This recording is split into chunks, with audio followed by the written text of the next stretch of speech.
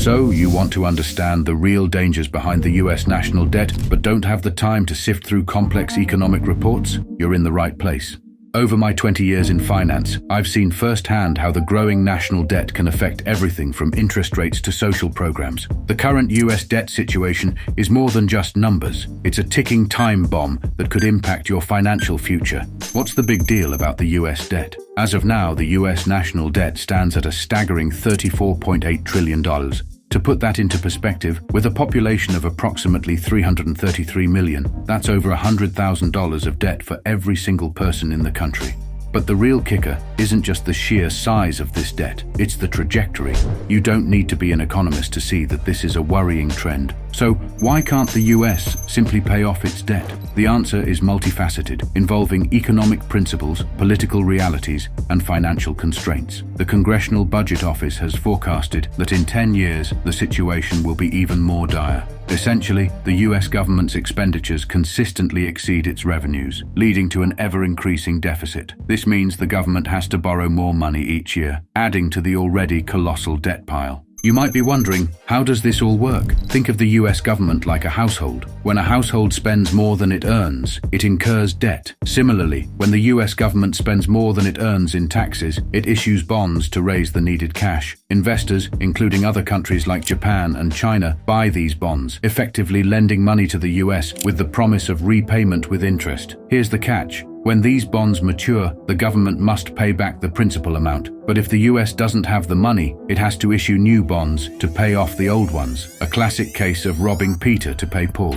This cycle of borrowing to cover previous debt leads to higher interest payments, exacerbating the deficit problem. One of the most alarming aspects of the current debt situation is the rising interest rates. The Federal Reserve has increased interest rates from near zero to around 5.5% to combat inflation. Higher interest rates mean higher costs for servicing debt. For instance, in the current fiscal year, the US has already spent $601 billion just on interest payments. As older bonds are replaced with new ones at higher interest rates, these costs will only grow, further deepening the deficit. So, what does this mean for you? High deficits and national debt can lead to a number of negative consequences. For starters, the government might have to increase taxes or cut essential services to manage the debt. Neither option is popular or beneficial for the average citizen. Higher taxes reduce disposable income, while cuts in services can affect everything from healthcare to education. And it's not just a domestic issue. The US debt has significant global implications. Foreign countries holding US bonds expect repayment. If the US defaults or even delays payments, it could trigger a global financial crisis. Countries like Japan and China would face massive financial disruptions, leading to a ripple effect through the global economy. Looking at the long-term trend, the US has not run a budget surplus since 2001. Each year, the deficit widens, meaning the government needs to borrow more money to cover the gap. This continual borrowing not only increases the debt, but also the interest burden, creating a vicious cycle of debt accumulation. One potential, albeit controversial solution to the debt problem is inflation. By inflating the currency, the government can effectively reduce the real value of its debt. Think about it this way. If you had a mortgage from 1970, the nominal amount of that debt would be much easier to pay off today due to inflation.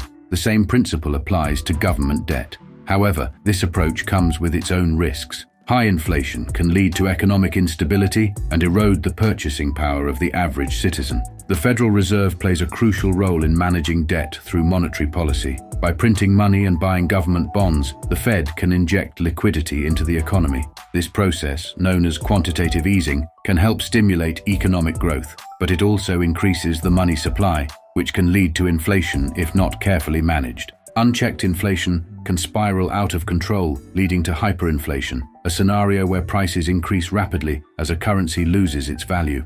Historical examples, such as Germany in the 1920s or Zimbabwe in the 2000s, show how devastating hyperinflation can be. It leads to economic chaos, social unrest, and the collapse of financial systems. Therefore, while inflating away the debt might seem like an easy fix, it's a dangerous path fraught with risks. The concept of a debt spiral is critical to understand. As interest payments on the debt increase, the government has to borrow more money to cover these costs, leading to even higher debt levels. This can become a self-perpetuating cycle, where the debt grows exponentially, making it increasingly difficult to manage. So, what's the solution? The most sustainable approach is fiscal responsibility, balancing the budget and reducing the deficit. For fiscal year 2023, the budget deficit was approximately $1.7 trillion, representing about 6.3% of GDP. Projections indicate that this deficit could reach 10% of GDP by 2053 if no significant changes are made.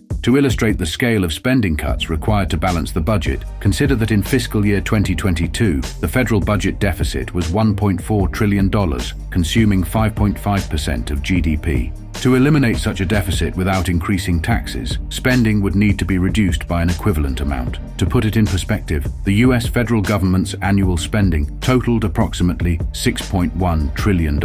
So the deficit is about a third of the total spending, and cuts would have to total around 33% in totality to pull off this policy-saving strategy.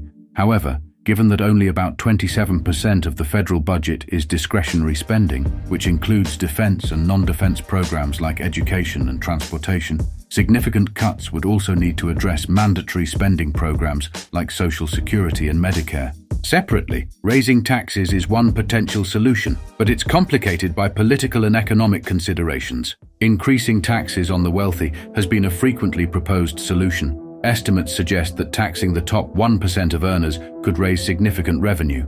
According to the Manhattan Institute, raising individual income taxes on the wealthy could generate about 1% of GDP over 10 years. This approach could potentially raise around $3.7 trillion over a decade, but would still fall short of addressing the full scale of the debt. Another area of potential revenue is corporate taxes. Increasing these taxes could contribute an additional 0.8% of GDP. However, this still leaves a considerable gap. Even combining all these tax-raising measures, the maximum potential increase in revenue from taxing the wealthy and corporations would be around 2.1% of GDP. This equates to about $7 trillion over 10 years, which is significant but not enough to fully stabilize the debt. Raising taxes alone won't suffice to pay off the national debt. The total revenue generated from increased taxes would fall short of the amount needed to cover the debt, especially considering the growing interest payments and other mandatory spending commitments. To make a substantial impact, broader tax policy changes would be required.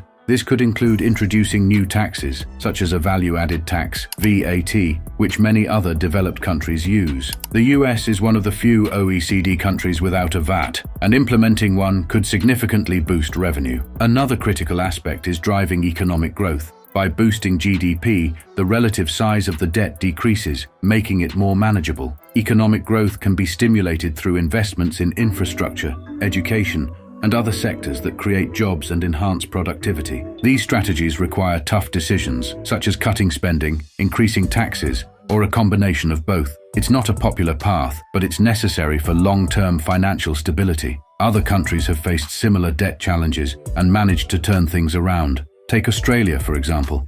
Despite having some debt, Australia's government returned a budget surplus in the financial year ending June 2023. This surplus allows them to invest in infrastructure, reduce debt, or even cut taxes, showing that fiscal discipline can yield positive results. The future of the US debt depends on political will and economic conditions. It's crucial for policymakers to focus on reducing the deficit and managing the debt responsibly.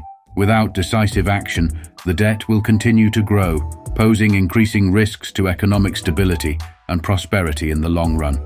The US national debt is a complex issue with significant implications for both the domestic and global economy.